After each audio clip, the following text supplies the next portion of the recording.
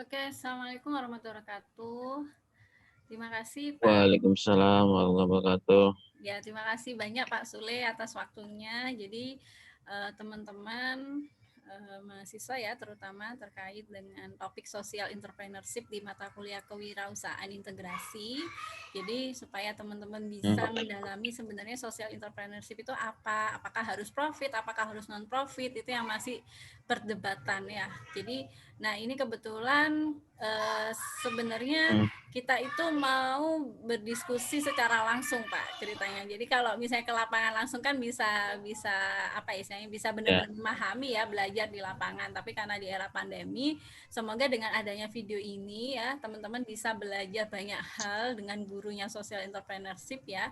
Jadi beliaunya ini luar biasa. Saya share screen dulu ininya tentang Pak Sule. Jadi Pak Sule ini ternyata lahir di Hingalamamengi, Kecamatan Omesuri, Kabupaten Lembata, Nusa Tenggara Timur ya, pada 4 Februari 1984. Jadi beliaunya di sini ternyata bukan asli Jawa ya Pak Sule ya? Ya, betul.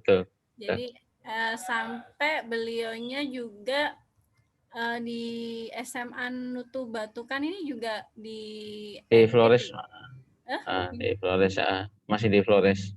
Oke, masih di Flores. Kemudian beliaunya belajar di Universitas Gajayana Malang, Fakultas Malang, Bahasa dan Bahasa Inggris. Ini baru beliaunya berhijrah di Malang, gitu, Pak Sule. ya. Oke, gitu. Jadi beliaunya sekarang sedang menempuh prodi pasca sarjana, gitu Pak ya? Betul. Ya. Sudah lulus? Belum. Oke, lagi semoga. Tinggal ujian.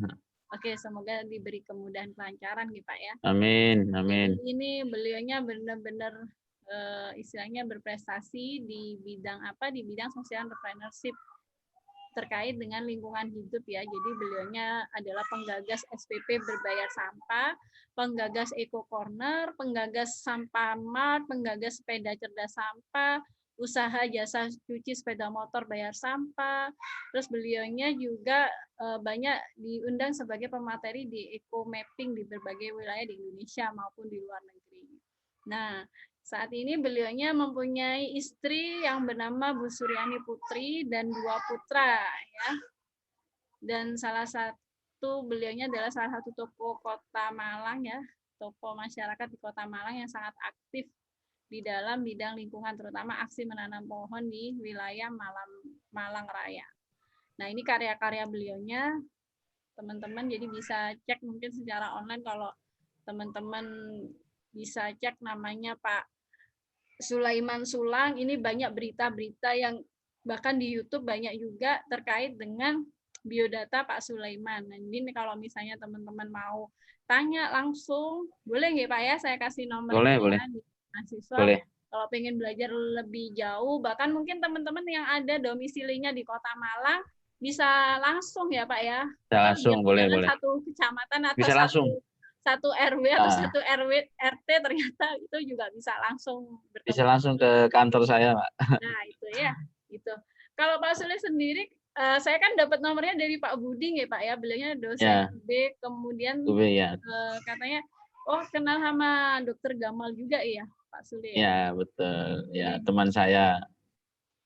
Teman Gamal. Oh ya, Dokter Teman Gamal. aktivis lingkungan ya. Ya, teman aktivis lingkungan. Kalau beliaunya tuker sampah dengan pelayanan kesehatan ya. Pelayanan kesehatan, betul. Ya, monggo Pak Sule mungkin bisa diceritakan ya konsep social entrepreneur yang digagas oleh Pak Sule itu awalnya seperti apa? Oke. Terima kasih Mbak ya. Jadi sebenarnya saya ini background-nya itu bukan lingkungan sebenarnya. Background-nya bukan lingkungan karena saya ngajar di SMK.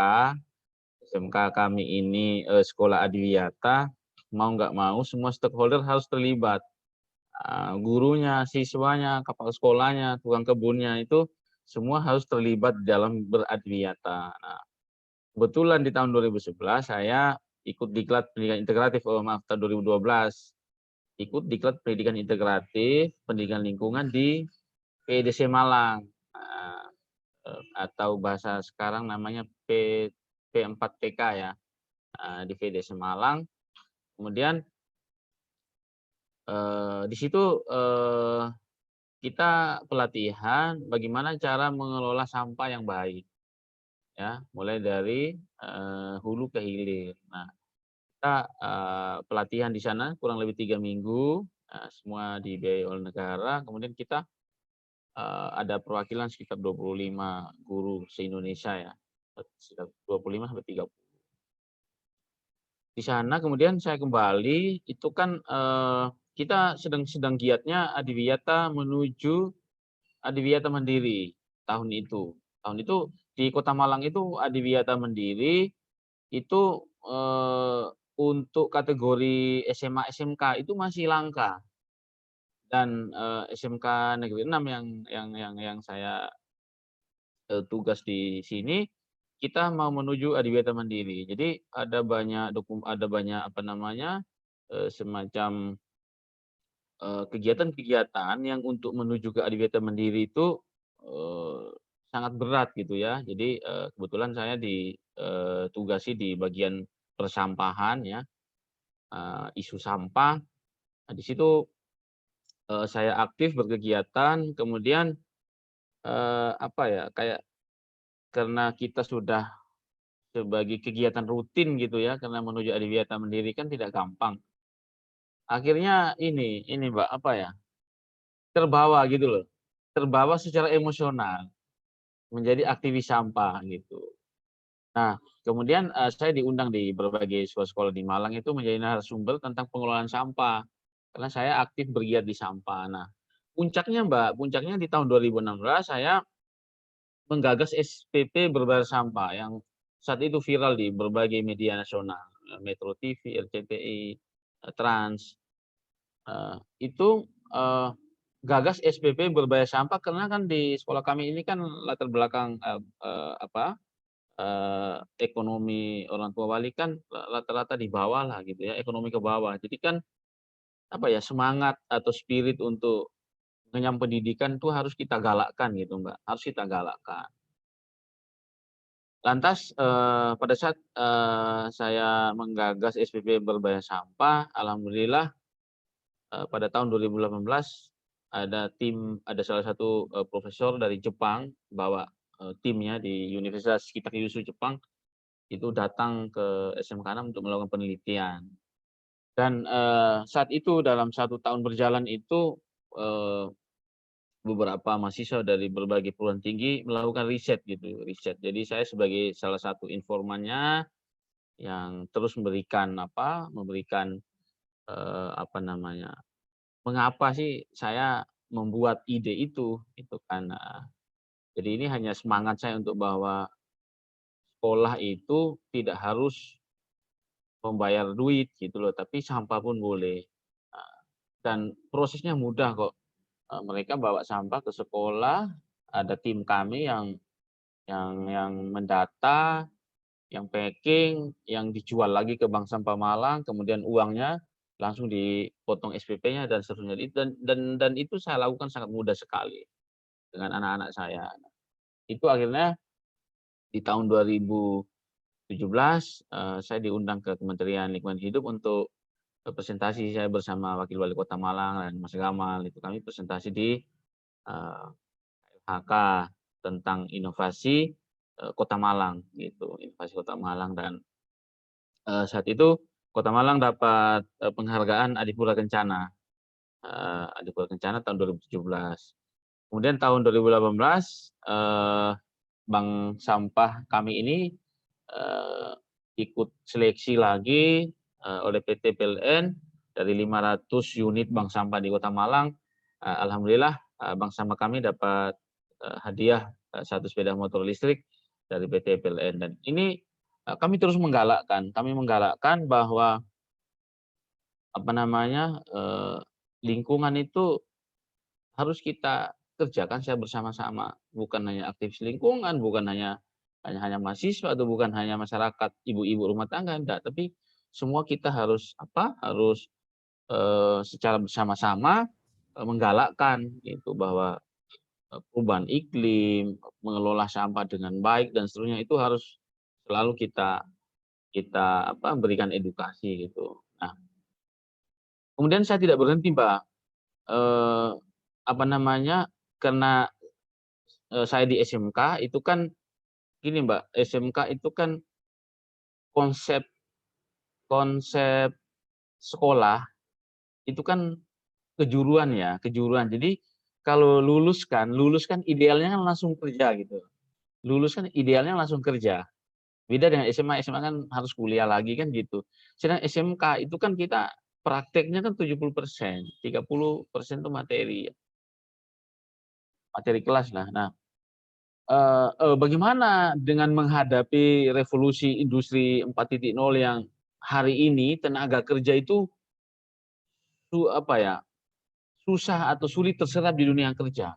Karena sekarang orang sudah nggak butuh ini lagi, Mbak, butuh tenaga kerja yang banyak gitu. Kita lihat di pintu-pintu tol masuk, misalnya saya ke Surabaya, itu nggak ada petugas yang di pintu tol, hanya kita tekan tombol aja, pintunya terbuka, dan itu nggak ada pegawai kan di situ. Kita ke bandara juga begitu, ke bandara kita udah nggak apa, dicek tiketnya, kita sudah hanya di depan komputer, apa namanya, boarding pass-nya keluar, masuk ke pesawat dan itu kan apa ya, tenaga kerja sudah sulit, sudah dibutuhkan gitu. Nah, bagaimana cara saya untuk, siswa kami ini punya sesuatu gitu loh, punya sesuatu, punya mental supaya mereka bisa mandiri.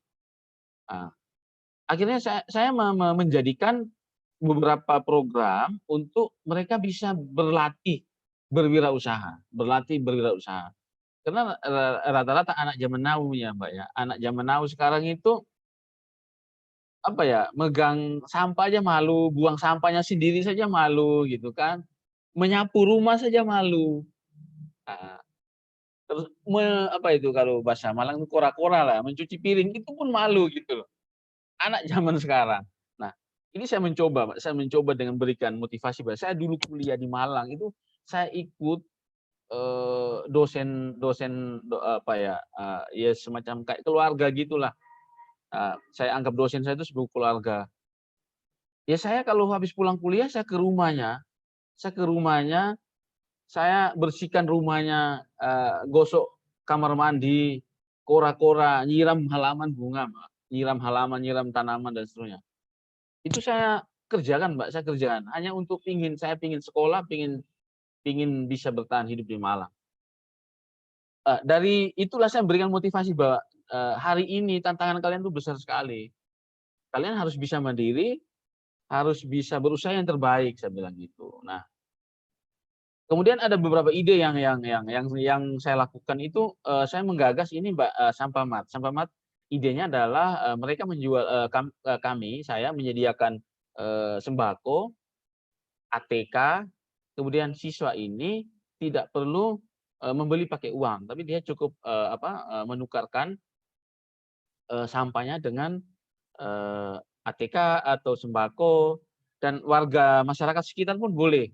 Boleh. Jadi, bagaimana untuk kita meningkatkan ekonomi, terhadap masyarakat sekitar sekolah di Madiopuro. Nanti kapan-kapan, Mbak dan mahasiswa bisa datanglah ke Malang ya, lihat langsung gitu.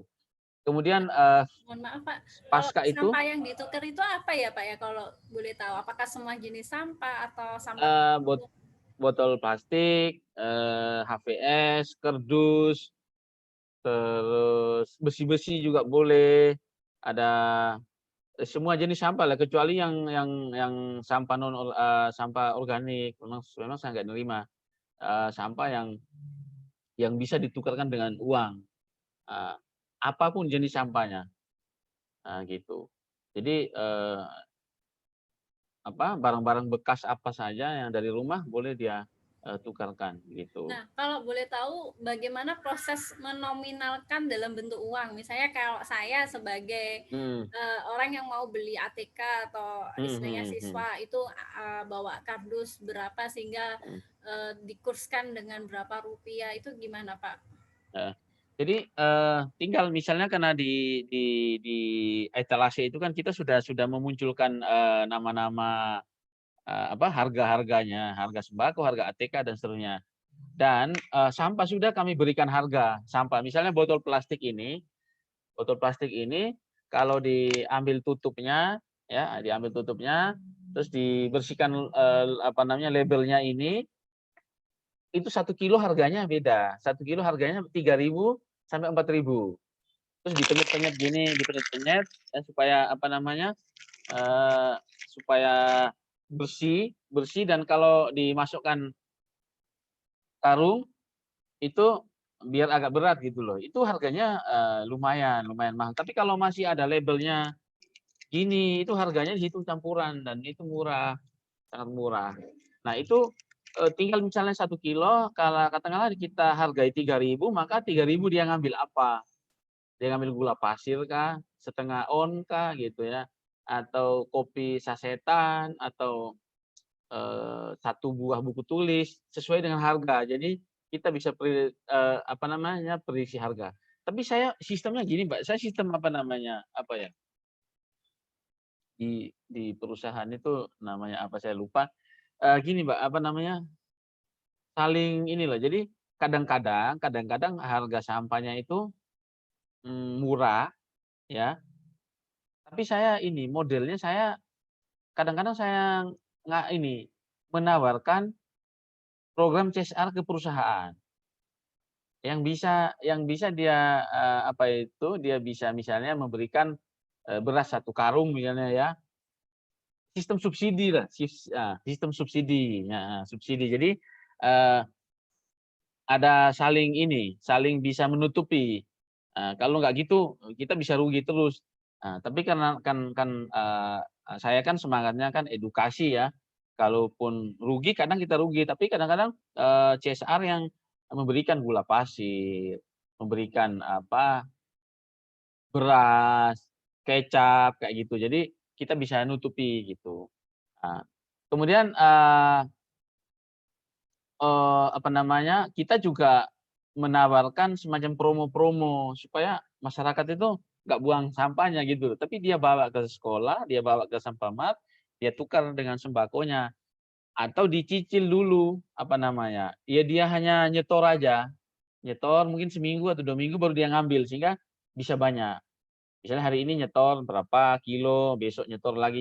Jadi dia ngambil barangnya bisa banyak gitu. Tapi kalau dia sekali nyetor mau bawa 1 karung begitu, mungkin dapatnya ya sedikit gitu. Nah, ini yang terus kami galakkan, Mbak. Terus kami galakkan supaya mereka patuh dan bisa menganggap sampah ini bermanfaat gitu.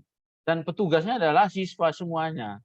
Siswa semuanya, mereka yang menimbang, packing sampai jual itu siswa semuanya. Jadi saya memang benar-benar melatih wirausaha itu. Ya, memberdayakan Kemudian siswanya ya tadi ya. memudahkan siswanya. Kemudian kemarin yang terbaru saya menggalakkan cuci sepeda motor bayar sampah. Kemarin viral di Harian Sore, ada di YouTube juga. Di Harian Sore itu kita buka cucian sepeda motor, tapi kami juga menawarkan pembayaran menggunakan uang cash, yaitu 10.000 per 1 unit sepeda motor. Dan itu kita modali, siswanya kita modali, dan mereka siswanya setiap hari bergiliran piket untuk mencuci sepeda motor pelanggan, guru-guru, sepeda temannya.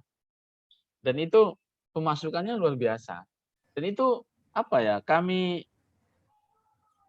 buat sesuatu yang seru, yang tidak tertekan, sehingga mereka mau menjalankan dengan ikhlas Oke, baik. gitu. Dan ini luar biasa menarik gitu, Mbak, menarik sekali. Kemudian di cucian sepeda motor itu saya buka juga warung kopi vokasi. Kebetulan pernah Pak Budi saya ajak datang ngopi bersama di kopi vokasi, apa namanya, makan mie soto di situ. Jadi tempat cucian sepedanya itu kita dekatkan dengan warung kopinya anak SMK ya. Saya ngasih nama warung kopi vokasi 6 gitu, karena kita SMK 6 gitu ya. Jadi saya tulisnya kopi vokasi 6. Oke. Dan ini terus kita galakkan supaya mereka punya usaha apa ya, kemandirian gitu loh. Jadi ketika mereka lulus itu jiwa wirausahanya itu ada. Dan itu waktu ada lomba di Malang Post, New Malang Post, saya ikutkan lomba, saya nulis ini Mbak, ide saya itu. ide saya yang warung kopi vokasi dan cucian sepeda motor itu saya hubungkan dengan revolusi industri 4.0 dan saya dapat 10 besar menjadi salah satu pemenang guru menulis dari 100 peserta menulis di Jawa Timur. Saya masuk di 10 besar. Jadi saya hubungkan dengan apa namanya revolusi industri SMK yang hari ini meluluskan atau menelurkan tenaga kerja, tapi sudah nggak dibutuhkan lagi sama industri. Sedikit yang nerima di industri. Jadi solusi saya menawarkan itu. Kewirausahaan ini menjadi bagian penting yang harus mereka pelajari sehingga ketika mereka lulus dari SMK mereka bisa langsung berwirausaha. Apa saja mereka bisa berwirausaha untuk bisa menghadapi revolusi industri 4.0 gitu, Mbak. Nah, hasilnya dari teman-teman yang sudah jadi alumni itu akhirnya buka usaha apa aja, Pak? Kalau yang karena saya masih gagas yang baru ini kan saya masih gagas tahun ini. Jadi belum ada yang lulus. Belum ada yang Belum lulus ada ya? yang lulus, belum ada yang lulus. Oke, baik.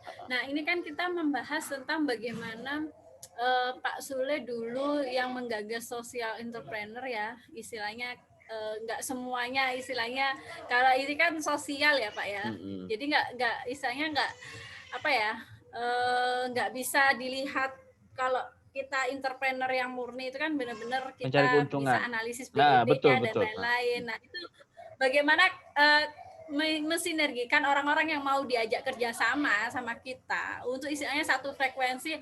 Oke, kita benar-benar karena sosial dari masyarakat kita itu membutuhkan. Tadi Pak Sule menyampaikan bahwa orang tua sebagian besar dari siswa kita, sebagian besar masyarakat yang kurang mampu membayar SPP, sehingga kita wajib bagaimana membantu, caranya bagaimana. Itu kan butuh sebuah effort untuk mengedukasi teman-temannya Pak Sule, bahkan pimpinan sekolah untuk mendukung upaya atau idenya Pak Sule. Itu caranya gimana, Pak? Jadi ketika ide kita itu kita ingin membuat sebuah kegiatan ya, tentu kita diskusi dengan pimpinan. Saya selalu bersinergi dengan pimpinan, dengan wakil para manajemen ya, wakil kepala sekolah dan teman-teman saya yang di bidang adiwiyata karena saya ketua adiwiyatanya. Biasanya ide saya ngadakan rapat. Nah, kita konsultasi gimana karena kita ini sebagai sekolah adiwiyata mandiri ya, sudah dapat penghargaan dari presiden, kemudian tahun 2019 kita ada sekolah kita diseleksi untuk mengikuti ASEAN Eco School dan seterusnya. Paling tidak kita harus membuat gerakan-gerakan yang edukatif gitu dan produktif. Caranya bagaimana ya? Ayo kita kolaboratif gitu loh. Misalnya saya penggiat lingkungan, mungkin saya bisa bermainnya di persampahan misalnya. Guru-guru KWU itu mainnya di kewirausahaan karena di situ dilatih siswa gimana hitung untung rugi, bagaimana menghitung laporan atau bahasa orang akuntansi itu break even point lah gitu ya. Kalau jual kopi segini dalam satu hari, modalnya segini, keuntungan berapa dalam satu bulan kan itu harus ada hitung-hitungannya kan, ada hitung-hitungannya. Sehingga kolaboratif ini yang penting. Dan saya libatkan guru-guru KWU gitu, guru-guru kewirausahaan. Kalau sekarang namanya apa? PKKS kalau nggak salah sekarang berubah nama itu. KWU sudah berubah nama gitu. PKS atau PKKS gitu loh. Nah, tapi jelasnya itu kewirausahaan juga. Nah, jadi guru-guru kewirausahaan ini saya mintai, Bu, tolong ya ini biasanya yang saya minta tolong itu Pak Iswayudi, Bu Seli itu teman saya di SMK ya. Tolong Bu, aku nanti nitip anak mau konsultasi ke jenengan, mau konsultasi ke laporan dan seterusnya gitu.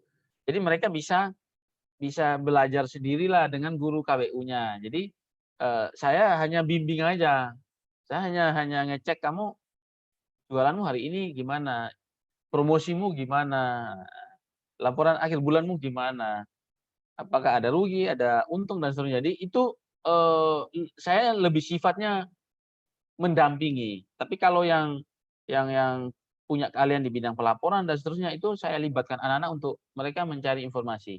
Saya tentukan guru, saya pilih, saya konsultasi sama guru, anak-anak tinggal mencarinya dan mereka terus berlanjut konsultasi. Nah, kemudian bagaimana supaya program ini teredukatif dan orang lain mau mengikuti? Nah, tentunya kita pendekatan apa ya? Pendekatan itu persuasif lah, Mbak, persuasif. Jadi kita tidak hanya buat kemudian udahlah mau ikut mau enggak.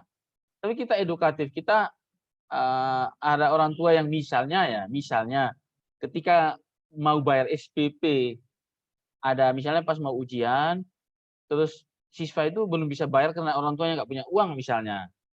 Nah, anaknya biasanya kita suruh panggil orang tuanya ke sekolah ya. Ayo kita cari solusinya gimana. Nah, kadang-kadang orang tua kan nggak tahu gitu kan. Nah, saya tanya, "Bu, apa oh, Bu, kok SPP-nya belum bayar? Anaknya kan sebentar lagi ujian, gimana?" Gitu. Jadi kita cari solusinya.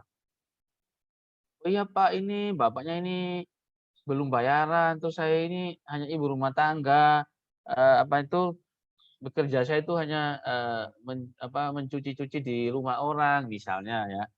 Nah, itu kita memberikan solusi, "Bu, kalau punya sampah di rumah, bawa aja ke sekolah." Heeh. Ibu setor di sekolah, nanti kami hitung berapa jumlahnya, nanti pokoknya Ibu kalau ada sampah kumpul aja ke sekolah udah. Heeh. Yang penting anak Ibu bisa ujian, bisa sekolah, saya bilang gitu. Jadi itu teredukatif, Mbak, teredukatif sehingga, orang tua ini merasa bahwa, "Oh ternyata boleh kok bawa sampah. Oh ternyata sampah itu mahal ya." Jadi mereka teredukatif, Mbak, teredukatif sehingga mereka mau menerima bahwa, "Oh ternyata program kami itu selain edukatif juga bermanfaat untuk mereka," gitu. Saya pernah, Mbak, 2 orang tua wali pagi-pagi datang bawa becak. Di becak itu ngisinya sampah, Mbak. Ngisinya sampah. Saya terharu waktu itu karena sebagai penggagas ya. Saya terharu pagi-pagi jam 6 datang bawa becak, di karung gitu, nyari saya. Saya nyari namanya Pak Sule ini. Nah, saya mau mau ngumpulin sampah gitu. Saya ke satpam itu ketemu becak, masuk saya bilang, "Bu, langsung aja ke bank sampah ya Ibu, taruh aja di situ, yang penting di karungnya ada tulis nama anaknya aja, nama anak sama nama kelas." Misalnya, Sule kelas 10 TKJ 1 misalnya, tuh. "Yang penting ada nama, nanti insya Allah amanah kok," saya bilang gitu. Baik, Saya kembali ke ruangan saya, itu saya terharu, ternyata, luar biasa ya. apa ya, bagi mereka itu penting gitu, bagi mereka itu sebegitunya gitu loh, penting bagi mereka bahwa dengan kita fasilitasi mereka dengan membawa sampah itu memberikan solusi bagi mereka. Ya, Nah, betul. itu yang selama Jadi ini saya lakukan, Mbak. intinya social entrepreneur itu intinya fokus ya, fokus pada kebutuhan masyarakat itu apa, Betul, kemudian betul, masyarakat itu diedukasi dan akhirnya merasa butuh dan insya Allah betul, masyarakat terlibat aktif juga ya, istilahnya merasa betul, senang juga kalau misalnya dilibatkan seperti itu, apalagi itu juga mhm, bermanfaat juga ya untuk siswanya bermanfaat banget. ya. Dan Iya, itu betul, juga heeh. bisa jadi profit juga ya Pak ya akhirnya ya. Iya profit, bisa jadi profit kalau kita mau mengatur dengan baik ya, Mm-mm. insya Allah menjadi profit besar. Karena sampah semakin mahal, bahkan sekarang di Malang itu, harganya masing-masing lapak itu beda, ada yang mahal, ada yang standar, ada yang bagaimana cara kita untuk mengelola dan memberikan, mencari informasi lebih dalam, atau bahkan kita bisa langsung kirim ke pabrik misalnya, itu bahkan lebih mahal lagi dan sepanjang kita fokus gitu, Mbak, ya, kita fokus, Hmm. insya Allah bisa. Berarti Nah, ide-ide Bapak Sule ini mulai tahun berapa Pak? Kalau boleh 2012 ya? 2000 berapa? saya 2011, 12, 13 itu masih kayak orang goblok gitulah ya, masih pingin belajar pingin belajar pingin belajar. Saya baru bisa membuat terobosan-terobosan itu 2016. 2016. Nah, kalau boleh 2016 itu tahu saya Pak, dari terobosan Bapak kan udah 2016 ke 2021, 5 mhm, tahun ya, 5 mhm, tahunan ini Kira-kira profit apa sih yang bisa selain tadi masyarakat terbantukan, mungkin dari omsetnya, mungkin kan karena kalau social entrepreneur itu nggak mungkin lah ada profit, ini kita benar-benar sosial untuk masyarakat, tapi ternyata dengan kegiatan seperti ini ya profitnya bisa mungkin dibagi semuanya. Nah kalau boleh tahu itu profit mungkin omset ya, kalau dibilang omset ya, kalau di bidang benar-benar entrepreneur itu kan omsetnya nih Pak, kalau boleh tahu. Omsetnya modal lah ya, modal usaha lah. Iya ya betul. Nah, jadi kalau kalau sampah mat itu nggak sampai 2,5 juta kok Mbak, nggak sampai 2,5 juta. Itu yang modal untuk anak-anak belanja ATK, sembako. Itu hanya 2,5 juta, 2,500,000. Sedangkan yang fasilitas lain kayak etalase, ruangan itu semua difasilitasi sekolah. Oke. Jadi sekolah yang memfasilitasi, tapi untuk modal usahanya itu kami memberikan ke anak-anak untuk ini uangnya mohon dikelola, tapi dengan syarat tiap bulan harus dicicil Oh. sampai lunas. Nah, jadi dicicil mereka di tiap bulan itu dicicil, kita ngasih anak-anak bisa nyicil itu tiap bulan itu 260.000 per bulan selama 8 kali. Jadi mereka menyicil Mbak. Jadi ada usaha mereka. Kalau kita sekolahnya fasilitasi saja, ya santai-santai mereka. Wis yang bayar sekolah kok, yang beli sekolah kok. Jadi mungkin mereka usahanya asal-asalan gitu aja. Tapi kalau kita memberikan modal dengan syarat, kamu tiap bulan harus nyicil loh ya ke bisnis centernya sekolah. Iya Pak, siap. Nah, itu mereka terus berusaha memberikan promosi ke guru-guru, ke teman-temannya gitu. Karena ini di masa pandemi ya, jadi masih sangat sulit untuk keuntungannya itu masih belum kelihatan. Karena libur, semua kan libur. Oh, iya. Yang masuk itu hanya guru pun masuk sistem ganjil genap. Jadi pemasukan tuh sedikit. Jadi rata-rata itu satu hari cuman 40.000, 50.000, 35.000 tuh sehari. Jadi masih belum normal karena kan kita masih daring sekolahnya. Yang datang guru-guru pun itu pun hanya yang piket gitu. Jadi masih sedikit ini Mbak, sedikit bermasalah di pemasukan. Tapi insya Allah saya yakin kalau sudah masuk normal, insya Allah akan menjadi baik pemasukannya gitu. Karena Kalau kan murid sebelum kami ada pandemi, 2.600. kalau sebelum pandemi keuntungannya bisa untuk apa aja Pak, kalau boleh tahu? Biasanya untung mereka beli lagi, Oh. diputar lagi sampai banyak lah gitu. Jadi misalnya mereka hari ini hanya jual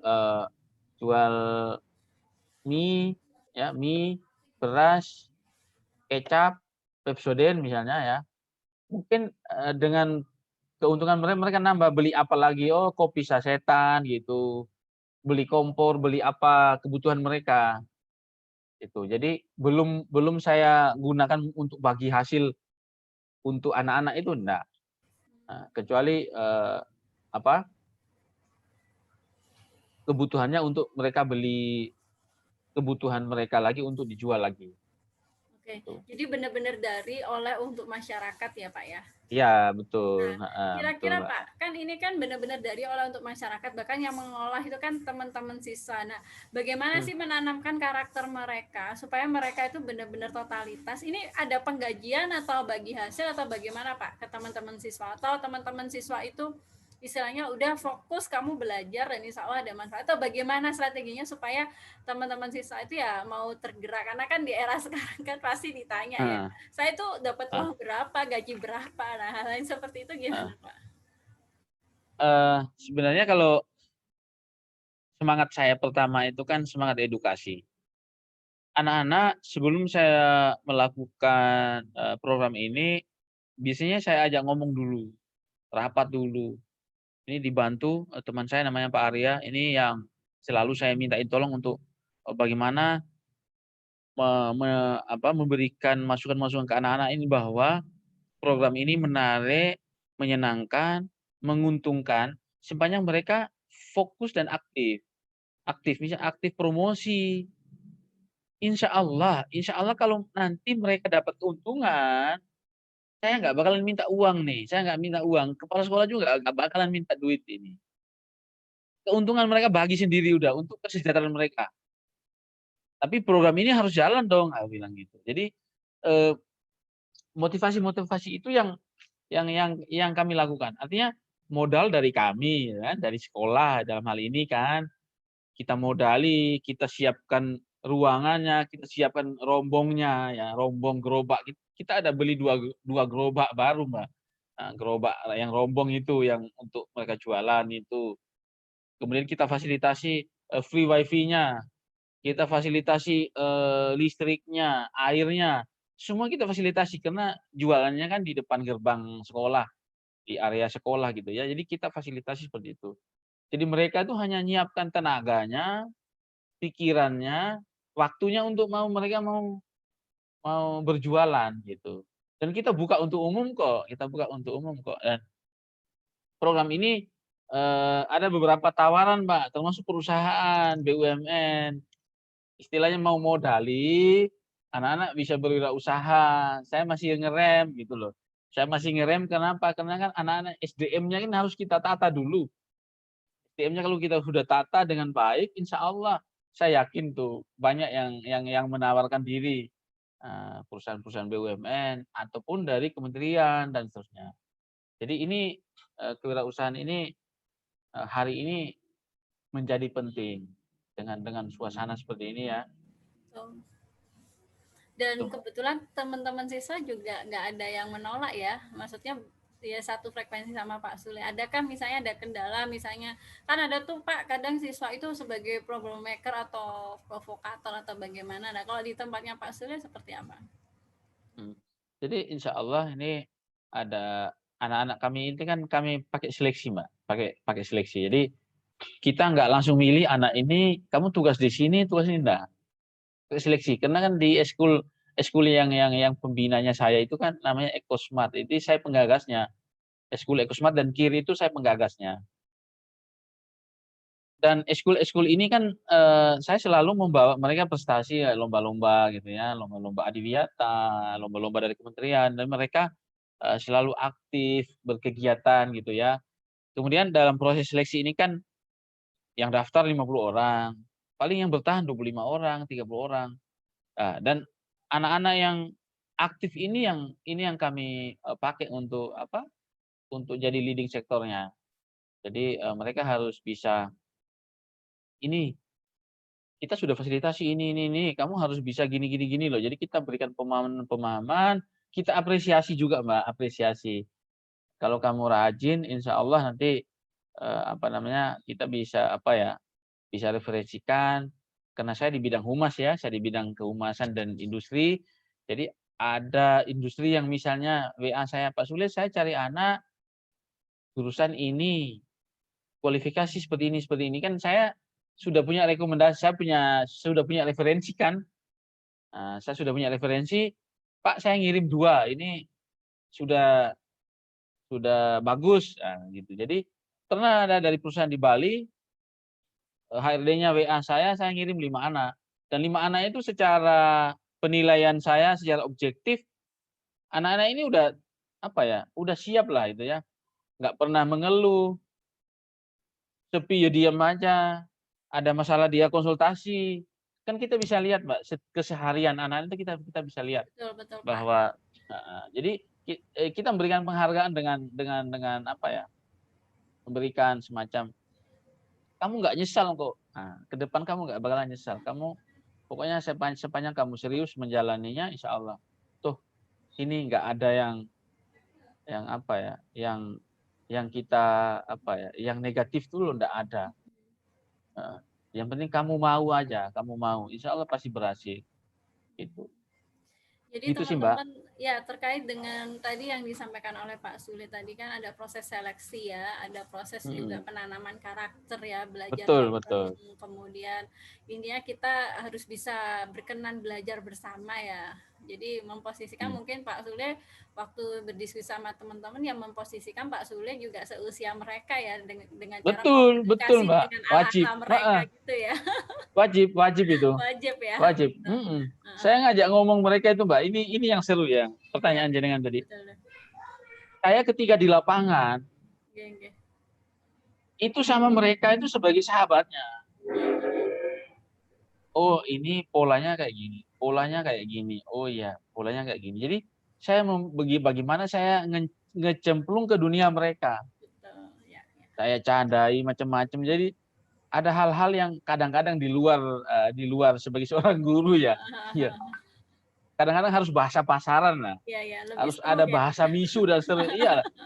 Bahasa kalau Malang misu lah, bahasa misu, Misu bahasa. ya. Jadi mereka itu akhirnya dekat dengan kita gitu, Mbak. Dekat dengan kita.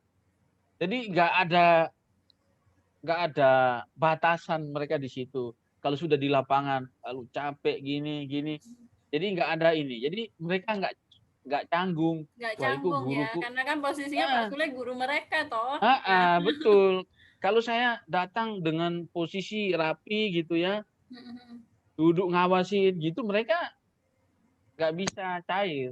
Oke, niatnya beda lagi ya. Beda lagi kalau saya datang dengan pakaian preman, saya duduk ngopi di tempat kopinya mereka, sambil rokokan. Misalnya mereka sedang layan nih, kamu rokok tapi habis rokok Pak Sule SP loh ya. Jadi mereka kayak semacam nyaman. Jadi apa ya? Karena rata-rata yang saya pakai ini anak-anak yang PKL juga. Misalnya PKL tuh gini Mbak, PKL alternatif itu mereka kita taruh di perusahaan, kemudian dikembalikan oleh perusahaan.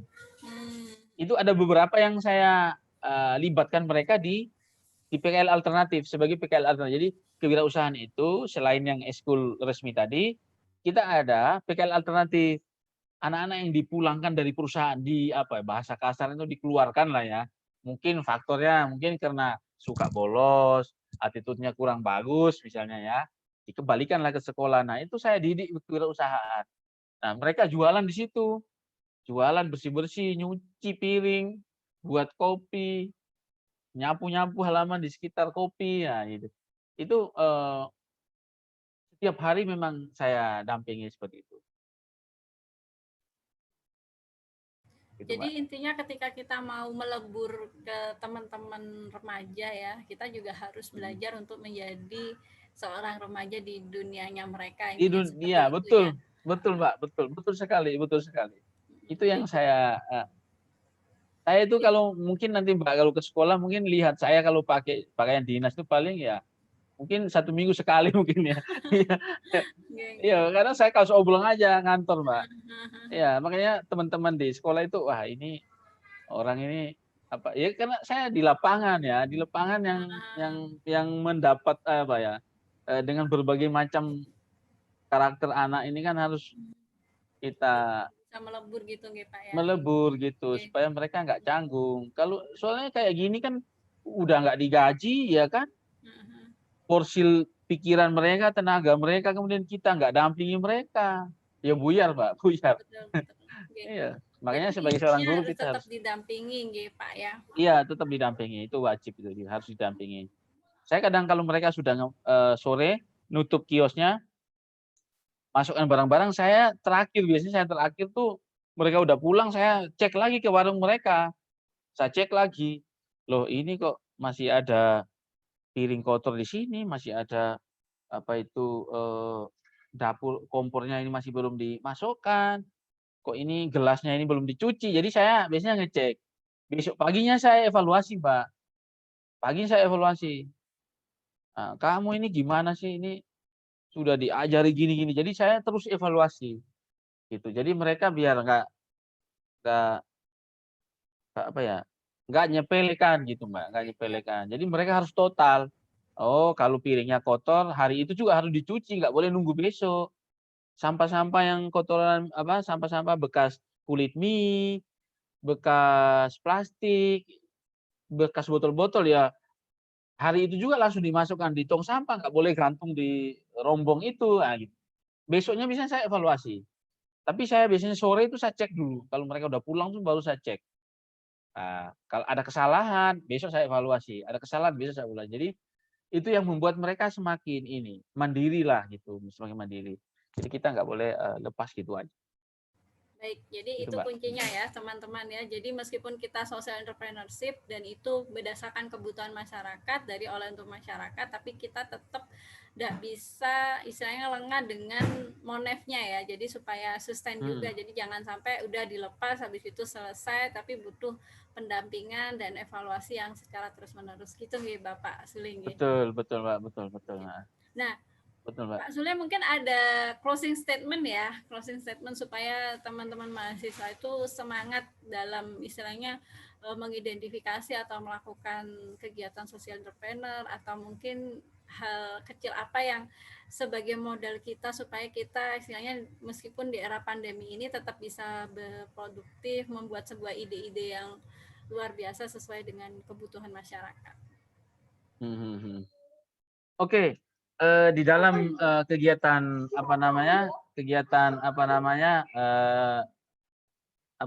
social entrepreneur ya, karena kan kita harus menghubungkan antara sosial dan kewirausahaan. Betul.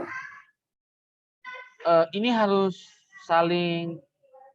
sama-sama saling Mbak, saling bersinergi supaya apa yang kita rencanakan itu bisa tercapai. Itu satu. Yang kedua, Mbak, dalam berkegiatan seperti ini, kita hanya butuh tiga poin. Punya waktu nggak? Punya tenaga nggak? Punya pikiran nggak? Udah, 3 poin itu insya Allah akan berjalan. Modal itu biasanya apa ya? Menyesuaikan berjalan ya biasanya. Kalau kita udah punya ide gitu ya, kita punya gagasan yang bagus, itu insya Allah akan direspon kok. Misalnya kalau saya di instansi, berarti kan akan direspon sama pimpinan saya kan gitu. Kalau kita mahasiswa punya kreativitas yang bagus, punya ide yang bagus, saya yakin kok pasti direspon pimpinan perguruan tingginya gitu kan.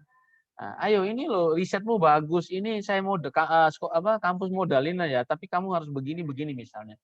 Yang sepanjang kita mau dan serius melaksanakan, insya Allah jadi kok. Dan saya lihat hari ini sudah nggak kayak kita dulu nyari nyari buku ke perpustakaan A, B, C, D gitu ya.